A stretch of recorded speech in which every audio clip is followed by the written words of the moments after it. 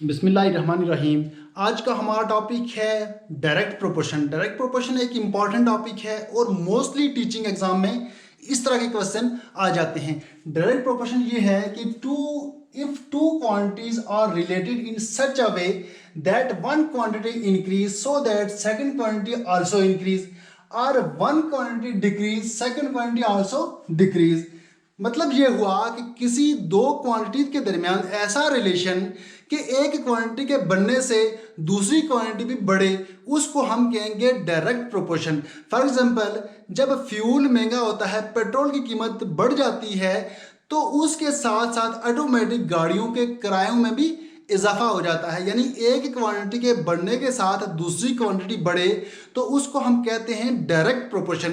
एक एग्जांपल को सॉल्व करते हैं। Find the cost of 15 kg sugar if 7 kg sugar is 560 rupees.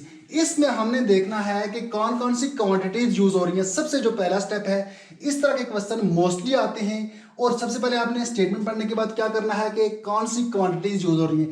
पहली क्वांटिटी क्या है? शुगर। हमने यहां लिख दिया शुगर। उसके बाद जो दूसरी क्वांटिटी है वो है रुपीज। हमने यहां लिख दिया और एस रुपीज।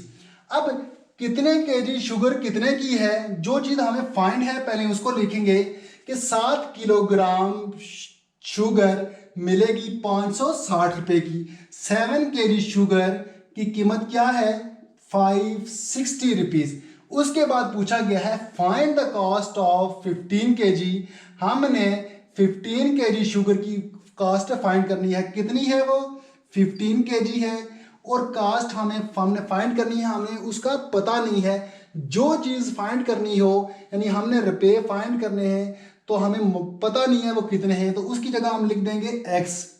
अब x की वैल्यू फाइंड करेंगे तो जो x की वैल्यू होगी वही हमारे पैसे होंगे, रुपए होंगे, उतने की 15 kg शुगर मिलेगी। अब इसको हल करने का तरीका क्या है? तमाम इस तरह के क्वेश्चन इसी स्टेप के तहत हल होंगे। ये सबसे सिंपलेस्ट मेथड है। अब देखते हैं कि जितनी शुगर ज्यादा हम लेंगे इतने पैसे ज्यादा देने पड़ेंगे, या फिर जितने पैसे ज्यादा देंगे इतनी शुगर ज्यादा मिलेगी। इसका मतलब ये है कि ये डायरेक्ट प्रोपोर्शन की एग्जांपल है। अब इसमें क्या करेंगे? डायरेक्ट प्रोपोर्शन का क्वेश्चन हो तो इस तरह तीर लगाएंगे और दोनों का एरो हम अपवर्ड रखेंगे या दोनों का एरो डाउनवर्ड रखेंगे। यानी कि एक ऊपर और दूसरा नीचे नहीं होना चाहिए। क्यों? कि ये डायरेक्ट प्रोपोर्शन है, दोनों ऊपर जाएंगे या दोनों नीचे जाएंगे। एरो लगाने का मकसद ये है कि एरो नीचे से ऊपर जा रहा है। 15 को हम पहले लिखेंगे 15 रेशो 7 को बाद में लिखेंगे क्योंकि एरो ऊपर जा रहा है। उसके बाद लिखेंगे प्रोपोर्शन। तमाम क्वेश्चन में यही स्टेप, यही तरीका अप्लाई करेंगे तो आपके लिए इजी होगा। यहां भी एरो ऊपर जा रहा है तो पहले नीचे वाला लिखेंगे x रेशो 560। अब ये बन गया है जो हमने पिछली वीडियो में प्रोपोर्शन का क्वेश्चन सॉल्व किया था। ये आ गया हमारे पास 15 और 60 आ गए एक्सट्रीम।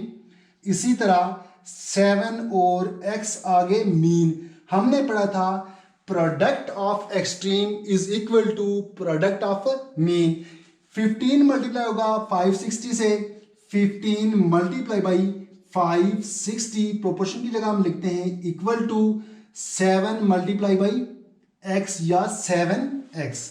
अब 15 को जब 560 से मल्टीप्लाई करते हैं तो इसका आंसर आता है 8400 इज इक्वल टू 7x।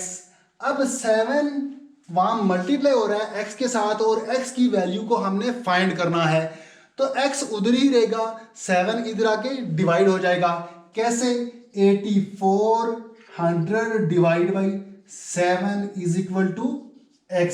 अब 7 1 टाइम 7, 7 12 टाइम 84, 2 0 ये ऊपर चले जाएंगे। इसका मतलब ये हुआ कि this implies that 1200 is equal to x और x इज इक्वल टू 1200। अब जो x की वैल्यू हमने फाइंड की वो की 1200। इसका मतलब ये हुआ कि 15 kg शुगर मिलेगी हमें 100 की। ये था डायरेक्ट प्रोपोर्शन का क्वेश्चन, यानी कि एक क्वांटिटी के बढ़ने से दूसरी क्वांटिटी भी बढ़े तो उसको हम कहेंगे डायरेक्ट प्रोपोर्शन। जितनी शुगर ज्यादा लेंगे इतने पैसे ज्यादा देने पड़ेंगे, इस चीज को कहेंगे डायरेक्ट प्रोपोर्शन। ये डायरेक्ट प्रोपोर्शन का क्वेश्चन उम्मीद है आपको समझ आ गया होगा। तो इसके बाद मिलते हैं नेक्स्ट वीडियो में, उसमें हम डिस्कस करेंगे कि इनवर्स प्रोपोर्शन क्या चीज है। तब तक के लिए अल्लाह हाफिज।